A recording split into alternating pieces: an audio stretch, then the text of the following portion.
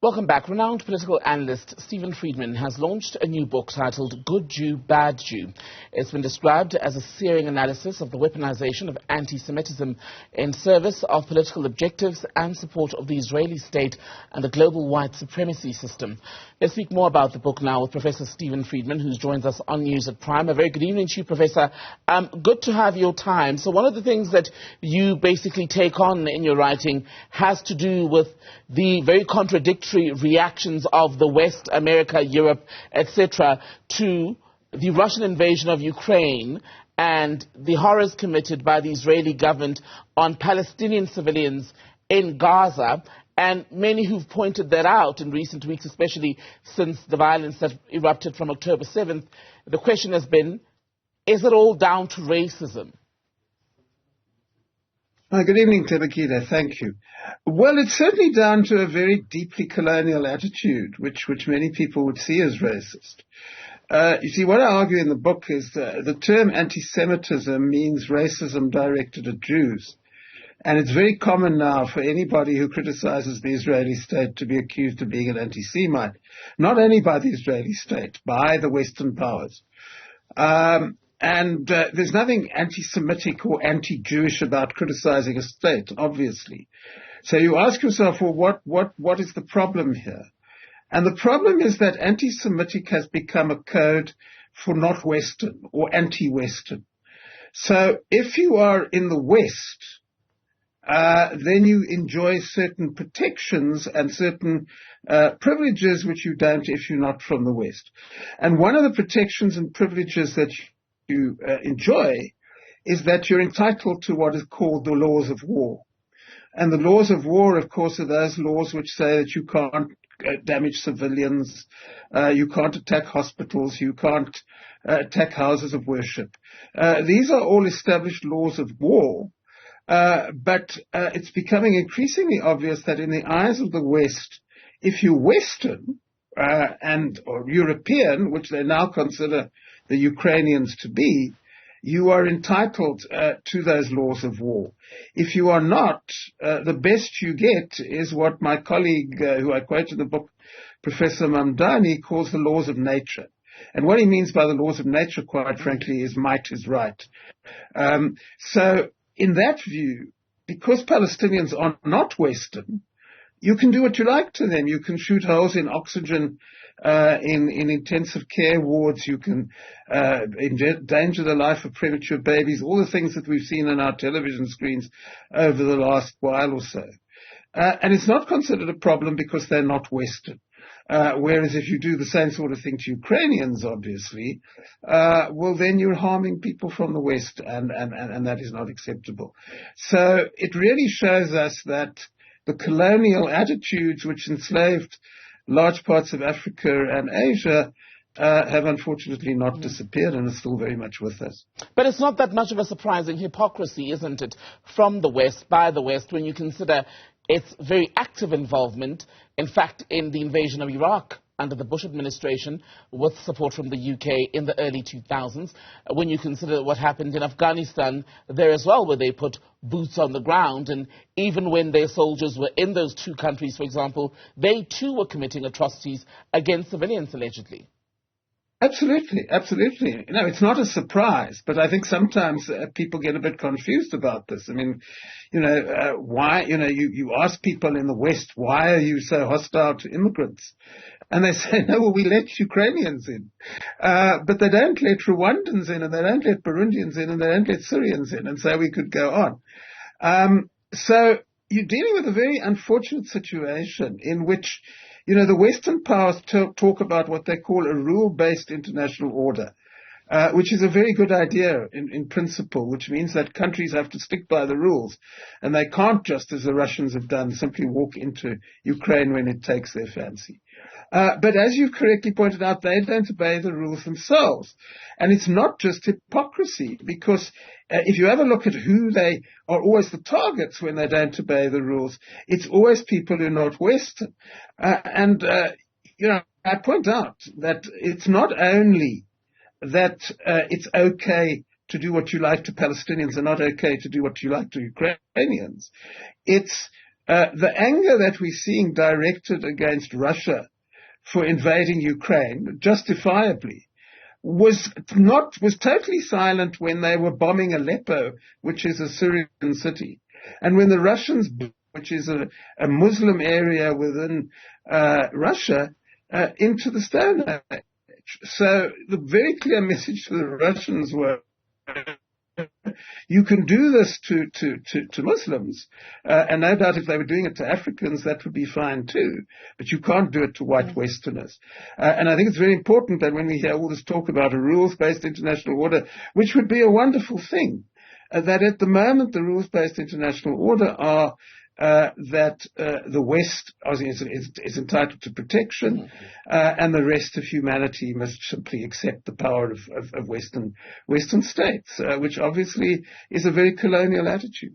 And I want to come back to what you referenced earlier, what you termed the weaponization of anti-Semitism, and it's been picked up by some in their analysis, especially in some of the Western media interviews around what's happening in Gaza. For example, while Hamas has been rightfully condemned for the horrors committed in Israel on October 7th, many of the Palestinian activists have complained that when they do go on some of these channels, they're asked to condemn Hamas almost as though calling out atrocities committed by the IDF against civilians in Gaza, not Hamas, against civilians, means that one is automatically a supporter of Hamas.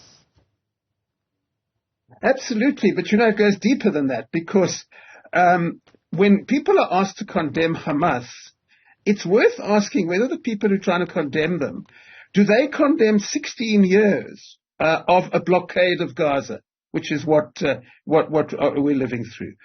Do they condemn the killing of Palestinian children, which unfortunately is a reality? There have been stories of 2-year-old being killed because the police decided that their father, whose car they happened to be driving in, was a terrorist, whatever that may be. So it's entirely selective morality, and it really illustrates the point that I'm trying to make. Hamas is not allowed to kill Westerners. Nobody should be allowed to kill anybody. I'm not in favor of anybody killing anybody else. But the hypocrisy is that we're all supposed to get angry when Hamas condemns Westerners. We're supposed to turn a blind eye when the people who are killed are not Western. And it really illustrates this point that I'm making. Israelis are entitled to the laws of war. But Palestinians are only entitled to the laws of nature. And of course everybody should be entitled to the laws of war. Civilians should not be killed by either side. And you can't have any kind of credibility in the world today if you insist that only some kinds of human beings can be protected and others are simply beyond protection. And that's unfortunately where we are at the moment. And how much, Professor Friedman, of the West's reaction, the West's position of what's going on in the Middle East now has to do with the extreme guilt still felt perhaps more clearly by Germany for what was done to Jewish people during the Holocaust? How much is that factoring into how they're dealing with this? It's a big issue, as you say, in Europe, and a particularly big issue in Germany. But what the effect it has in Germany, and it's just a bit more extreme in Germany because the Nazis were German, is that, you atone for the Holocaust by persecuting Palestinians. If you're a Palestinian, and there are Palestinians in Germany today, you can get fired for your job for the most trivial reason. One woman journalist, Palestinian woman journalist working in Germany, was fired from her job because she complained that there wasn't enough free speech in Europe, and she was accused of being anti-Semitic.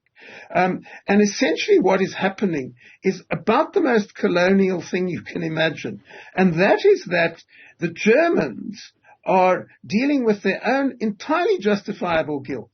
It's not only Nazism, which was the culmination of centuries of European racism against Jews and other people. They seem to think that their guilt should be transferred to the Palestinians. So because Germans slaughtered Jews, Palestinians must now be slaughtered themselves. And besides being deeply unjust, it's hard to think of anything more colonial than that. Because whatever might have happened to Jews in Europe is not the fault of the Palestinian people, and there's no moral reason why Palestinian people should be forced to suffer because Europeans hated Jews. There's also the ongoing conversation, especially once again in the last 7 weeks, about the need to make a distinction between Jewish people and Zionists, because some of the commentary to do with this has been, even in South Africa, where people are saying, well, if you are a Jewish person, coming back to the title of your book, Good Jew, Bad Jew, if you do condemn the actions of the IDF, you're seen by some as being disloyal. Yes, you see, you get told you're self-hating, whatever that may mean. So if you call out the abuses of the Israeli state, if you call now for a ceasefire, which surely every decent person should do, you're accused of being a bad Jew. You're accused of hating yourself, etc. And then you have it claimed, not only in this country, but throughout Europe and in America, that if you're unhappy about children being killed, you're an anti-Semite, you're anti-Jewish. It's a bit like saying that anybody who was opposed to apartheid hated white people, which is clearly nonsense. But it's the same kind of skewed logic that if you'd object to the way in which a system oppresses other people, that you somehow have a racist hatred of the people who the system's benefiting, is something which is very influential around the world today. And that's why we have this ridiculous situation in which Palestinians who complain about freedom of speech are fired from their jobs in Europe because they're accused of being anti-Semitic. And it's why, quite frankly, media around the world are continually under pressure from bullies, there's no other way to put it, who tell them that if they cover the news accurately, then they're anti-Semitic, then they're anti-Jewish. And we really need to resist this because, every human being has the right to object to the actions of the state. And the great irony of this is that one of the reasons why people are objecting to the actions of the state is that they're accusing it of racism. So if people are unhappy about what seems to be a very racist attitude to Palestinians, they are somehow accused of hating Jews. And that's incredibly insulting to Jews, because like many other Jews, I don't like the idea that because I happen to be Jewish, I must support the killing of children, or moving a million people out of their homes because they come from the wrong group. I don't think being Jewish means that that's what you should do. And I think the idea that anybody who is a good Jew, in inverted commas, should rubber stamp human rights abuses is offensive, deeply offensive. And what we're discovering, you asked about the distinction between Jews and Zionism. It's becoming very clear. The Jews are a people. Zionism is a political ideology. Some Jews support it, other Jews do not. And the Jews who don't support it are as Jewish as the Jews who do support it. And anybody who's opposed to Zionism is not opposed to Jewish people. And we need to really clear up that confusion so that people can feel free to express themselves on human rights issues without being unjustifiably accused of racism whenever they draw attention to human rights. Professor Steven Friedman, good to speak to you. Thank you so much for your time tonight. Thank you.